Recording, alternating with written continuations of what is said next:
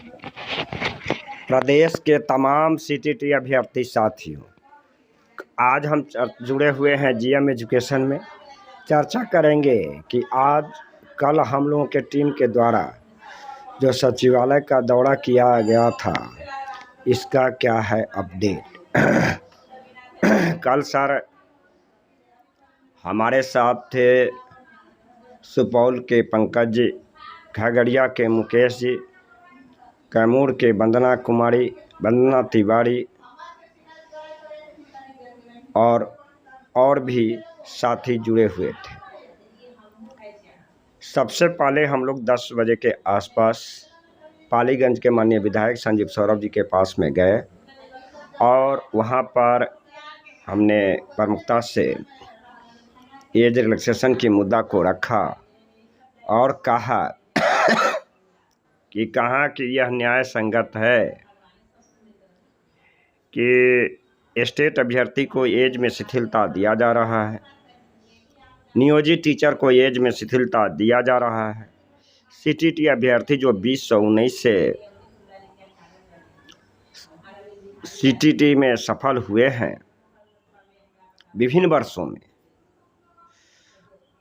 और एक भी बार शिक्षक नियोजन में पार्टिसिपेट नहीं किए हैं, इस क्रम में उनके जो एनआईओएस से डीएलईडी किए थे, डीएलईडी करने में ना कोई एज लिमिट था, ना सीटीटी पास करने में कोई एज लिमिट था। फिर आयोग के द्वारा जो परीक्षा संचालित हो रही है उसमें क्यों एज लिमिट किया जा रहा है, इसलिए उम्र में शिथिलता बरती जाए। हम लोगों की बात को संजीव सौरभ जी ध्यान से सुने और उन्हीं के कहा अनुसार एक एप्लीकेशन को बनाया, फिर उनके व्हाट्सएप पर सेंड किया और अपर सचिव दीपक सर के भी व्हाट्सएप पर सेंड किया और उन्होंने आश्वस्त किया कि हम इस मांग को प्रमुखता से उठाएंगे। आगे फिर हम लोगों ने 3 बजे जब सचिवालय के अंदर प्रवेश किया तो सबसे पता चला कि आज शिक्षा मंत्री जी नहीं हैं, बाहर हैं। उनके सचिव कृष्ण नंदन यादव जी हैं, उनसे मैंने समय लिया, फिर उनसे भी 6 बजे के आसपास बातें की और एप्लीकेशन में बहुत सारी मुद्दा था, बहुत सारे अभ्यर्थी हमारे साथ थे, स्टेट अभ्यर्थी थे। स्टेट में जैसे मुकेश जी का है कि ज्योग्राफी और इतिहास को कंपल्सरी माना गया है सब्सिडरी में और स्टेट का वे अभ्यर्थी परीक्षा दिए हैं, क्या इसमें शामिल होगा। और हम लोगों को यही मांग था कि चाहे किसी भी रूप में, एक दूसरा अभ्यर्थी भी वंदना तिवारी थी बक्सर कैमूर से, जिनका मुद्दा था कि वे ऑनर्स में संस्कृत सब्सिडरी में संस्कृत था और ऑनर्स पेपर था होम साइंस। स्टेट की परीक्षा में वे संस्कृत सब्जेक्ट से एग्ज़ाम दिए थे, सफलता प्राप्त किए थे। अब कहा जा रहा है कि होम साइंस के सब्जेक्ट में एग्ज़ाम देना है। हम लोगों की मांग था कि स्टेट में चाहे जो भी अभ्यर्थी जिस सब्जेक्ट से पास किया है उसको मान्य किया जाए, यही बात थी।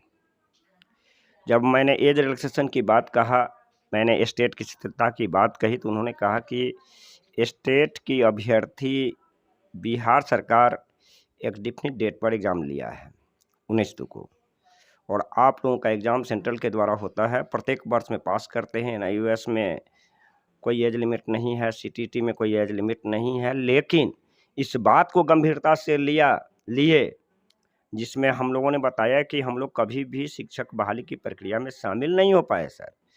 तो उन्होंने कहा नहीं, यह तो न्याय संगत बात है कि उनको मौका मिलना चाहिए। उन्होंने रिकमेंड किया और कहा कि मुख्यमंत्री जी का दबाव है, जल्द नोटिफिकेशन निकालना है, आप लोग का मांग जायज़ है, इसलिए इसका प्रयास हम अपने स्तर से और भी पदाधिकारियों से करवाता हूँ और आश्वस्त किए।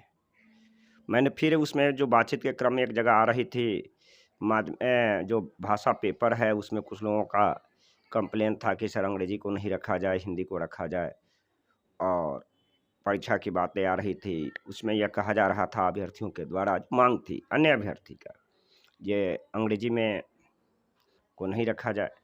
इस पर भी चल रहा है विचार भाषा के सब्जेक्ट में, ये केवल हिंदी को रखा जाए। आगे यह जो 2023 की समय है, वर्ष है, उसमें 2 बार बहाली की प्रक्रिया संभव है। यह बहाली की प्रक्रिया अगस्त सितंबर में समाप्त होगी। आगामी जो 4 लाख में जो बचा हुआ रिमाइंडर्स वैकेंसी है, उसको 2023 के अंत में निकालने पर कर रही है सरकार विचार। या तो तुष्टिकरण होगा या निकलेगी वैकेंसी, या तो आगामी वर्ष बताएगा। लेकिन सचिवालय के सूत्रों की माने तो 2023 में 2 बार निकलेगी टीचर की एक वैकेंसी कंप्लीट होगा, और दूसरा जो 2 लाख के आसपास वैकेंसी इसी साल में निकलेगा। जैसे 6 to 8 की रिक्तियाँ की बात आ रही थी उस संदर्भ में, तो हम एज रिलैक्सेशन के मुद्दा को बात को रखें। मैं उस एप्लीकेशन को मैं आप इस जीएम एजुकेशन में संलग्न करूँगा।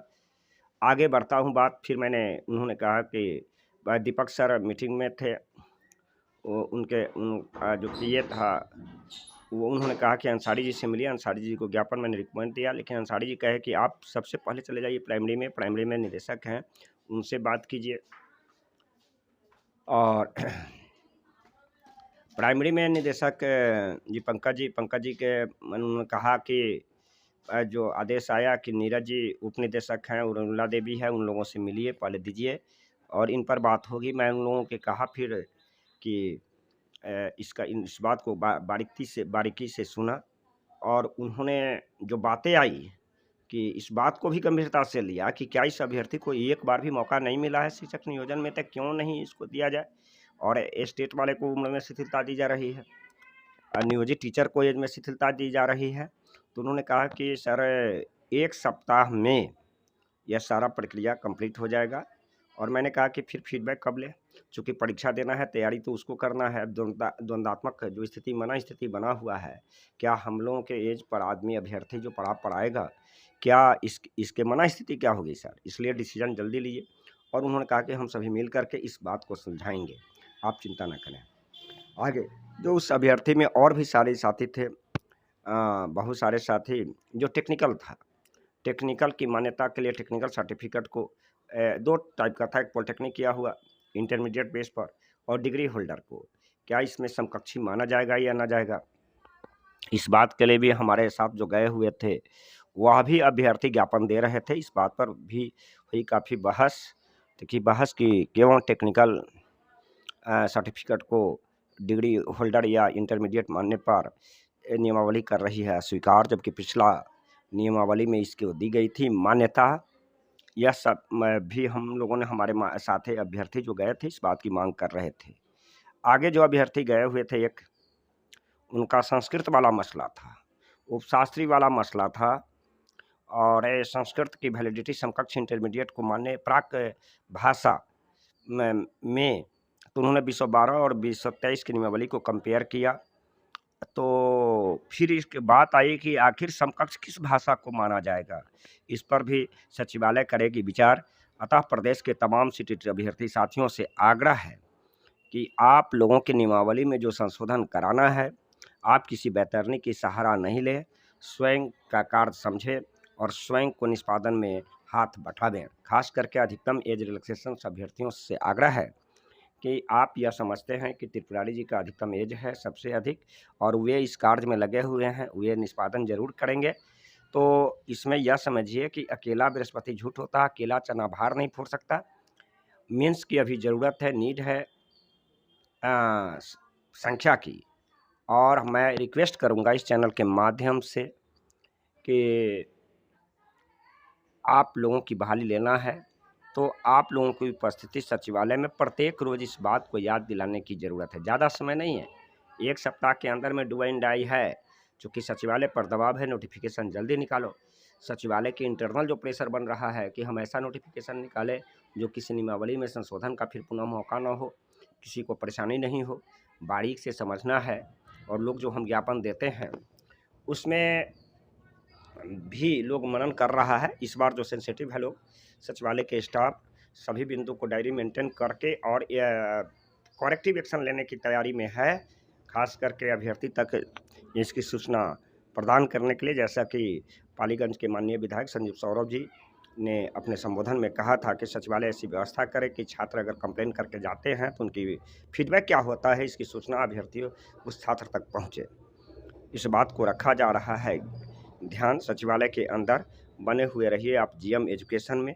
आपकी समस्याओं के साथ जीएम एजुकेशन आपके हेल्प में सदा आगे बढ़ेगा। और मेरा संपर्क सूत्र है 93 048 57 942। ये इसमें किसी भी तरह की बात संवाद कायम कर सकते हैं। धन्यवाद। आपका साथी त्रिपुरारी झा, प्रदेश अध्यक्ष CTT अभ्यर्थी संघ बिहार प्रदेश।